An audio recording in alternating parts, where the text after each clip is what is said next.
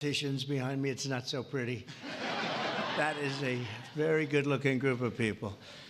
And I'm thrilled to welcome to the White House very special people, actually, very talented people, the 2024 World Series champion, the Los Angeles Dodgers.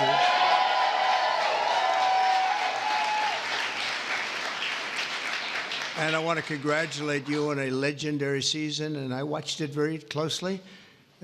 Some of those teams were home teams, and you did a big number. You're really amazing how it all came out and how it all ended. With us today is Dodgers owner and chairman Mark Walter. Thank you very much, Mark. Congratulations. President Stan Kasten, one of the greatest managers of the really ever to wear the Dodger blue. Dave Roberts, what a time he's had.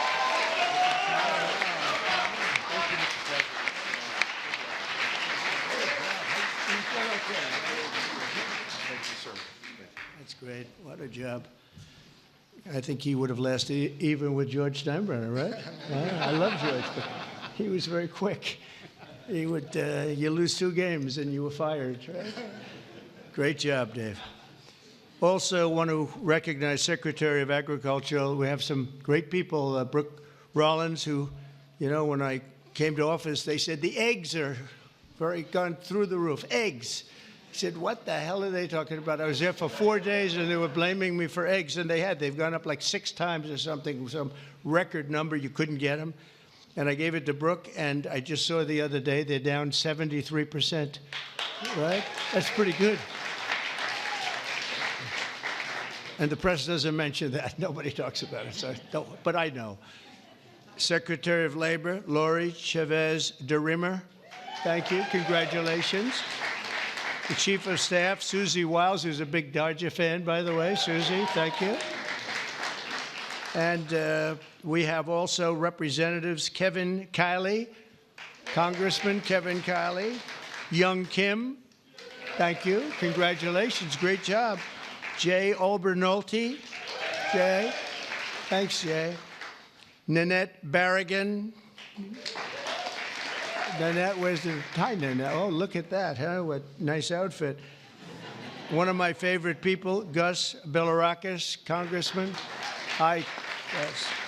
Addison McDowell, new to the Congress, but doing a great job. Thank you, Addison. A real good baseball player and a friend of mine, Roger Williams. Great job.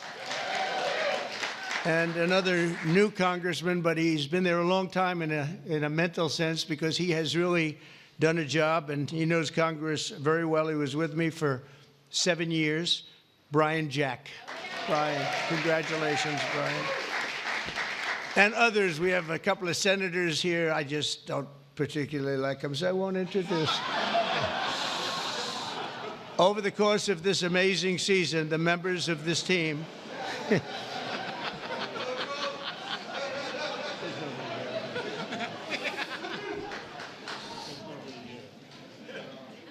I didn't think it was that big a deal, actually. Washington. Over the course of this amazing season, the members of this team gave us some of the most incredible performances ever seen on the baseball diamond. In all of baseball history, only 6 players have ever hit 40 home runs and stolen 40 bases in a single season. And an elite group known as the 40-40 Club. It's a 40-40 Club, and very few people make it. But unanimous National League MVP, Shohei Ohtani.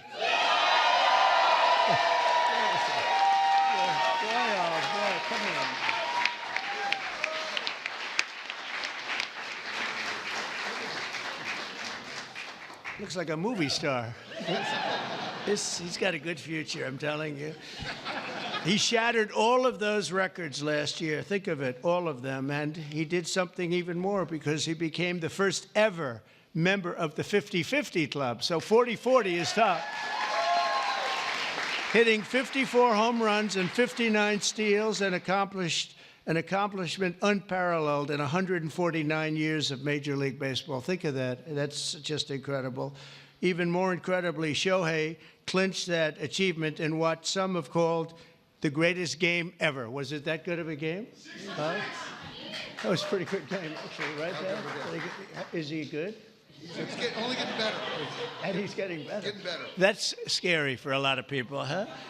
Even more incredibly, Shohei clinched the achievement. I mean, it really was, and at a time that, at an age that nobody ever thought was possible. On September 19th, 2024, he did the unthinkable by going 6 for 6. This is a pretty amazing. I didn't realize it was that good. I saw that game, 6 for 6 against the Marlins with 3 homers, 10 RBIs, and a pair of stolen bases. Other than that, it was not a great game. How many people have gone 6 for 6? Just period, right? Not very much, right? Maybe a dozen. Maybe a dozen. Amazing. As you know, the Dodgers were down a lot of talent on the mound last season due to injury. The resilient group used 40 different pitchers, the most ever by an eventual World Series championship team. They had to go and get them. I don't know how they got them and where they got them, but they got them because they won. I know you especially miss the heart and soul of the pitching staff, Clayton Kershaw, who is really fantastic.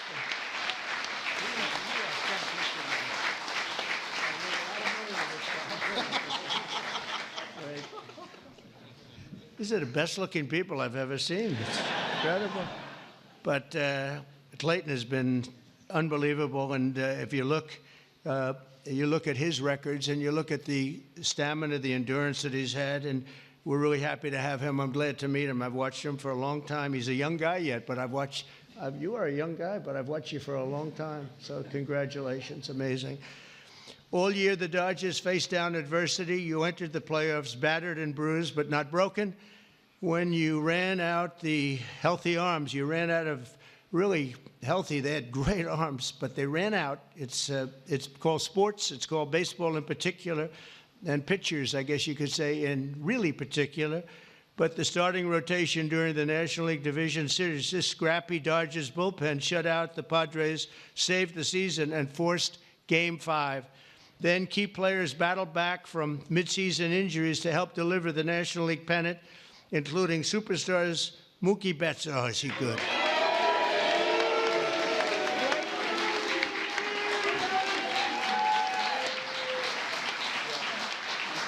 Good looking.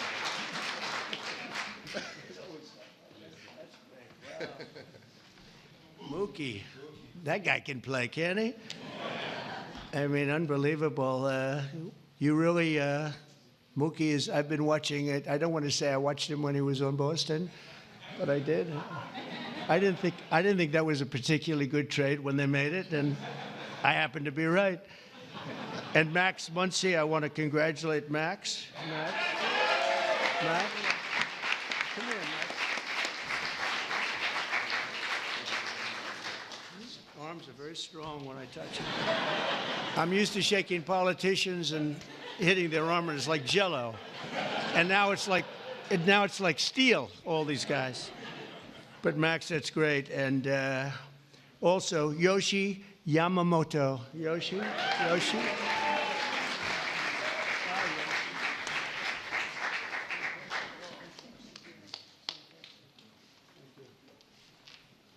Wow, what great athletes.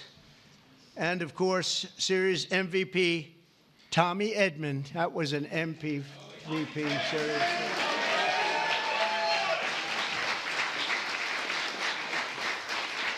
Good feeling, right?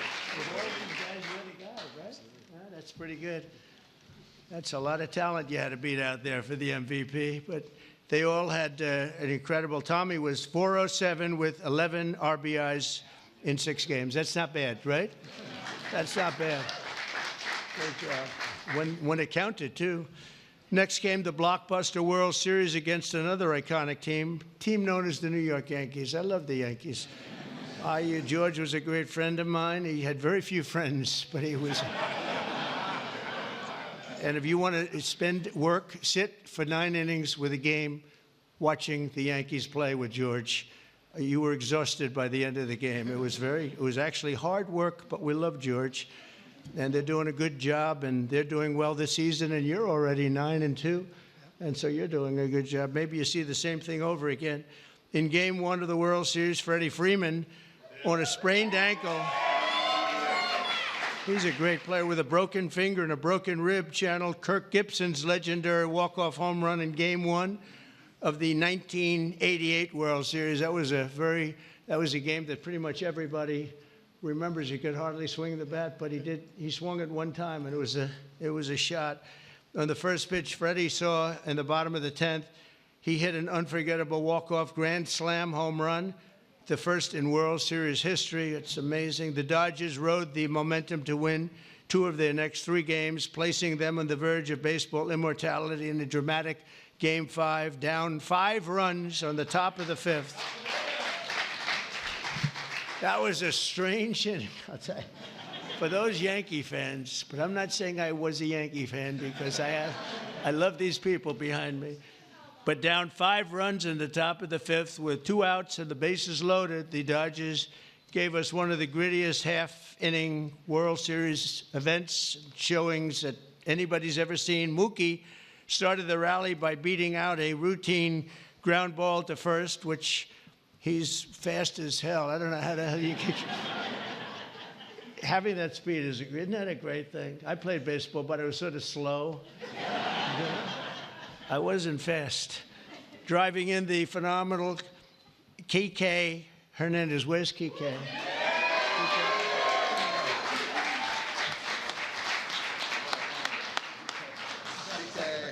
It's a hell of a group. Then Freddie drove in 2 more runs, and Teoscar Hernandez drove in another couple of runs.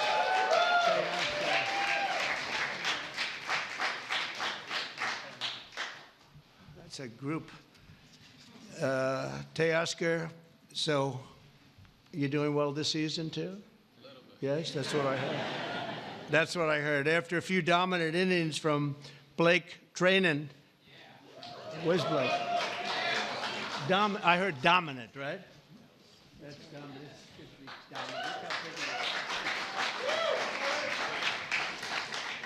Great job, Blake. And the team was crowned the World Series champion against a great team. The Yankees are a great team and always a great franchise. And I guess, I don't know, like 28 or something. They've won a lot, probably, maybe more than any team in history overall. And you might be catching them pretty soon if you keep going. You've got a little ways to go, I guess. The scouting report at the start of the series said that the Dodgers could win by focusing on the fundamentals, and that's exactly what they did.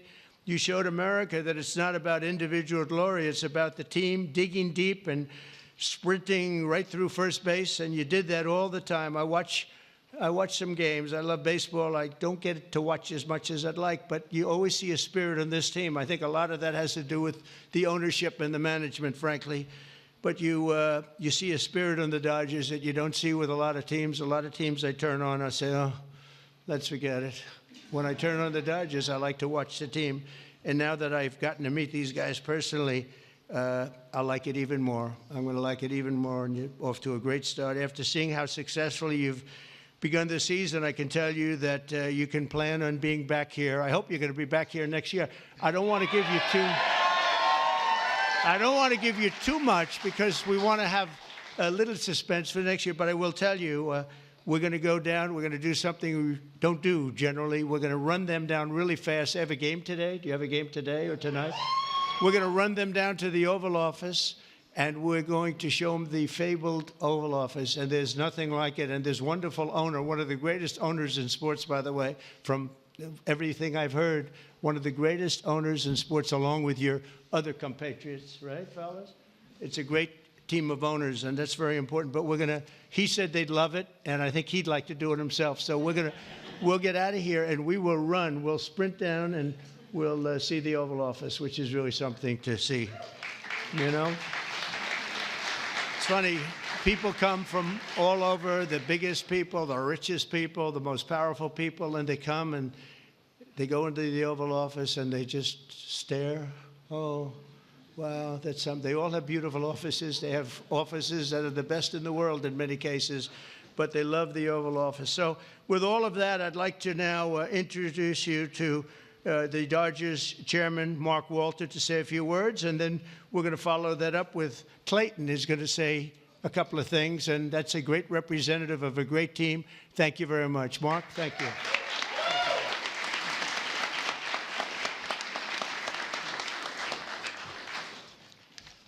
Well, thank you very much.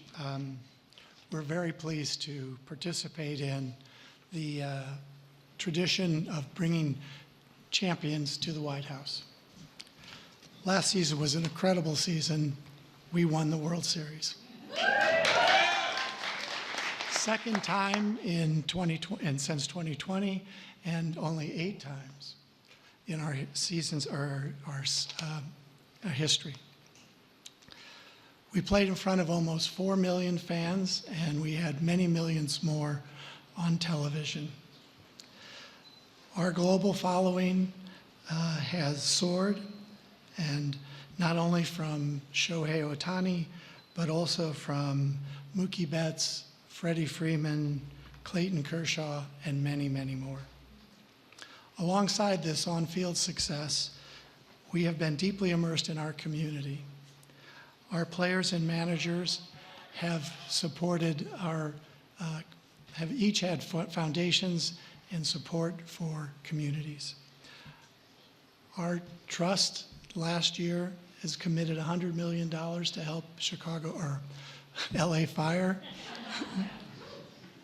And so on behalf of the organization, I want to thank you. Thank you very much.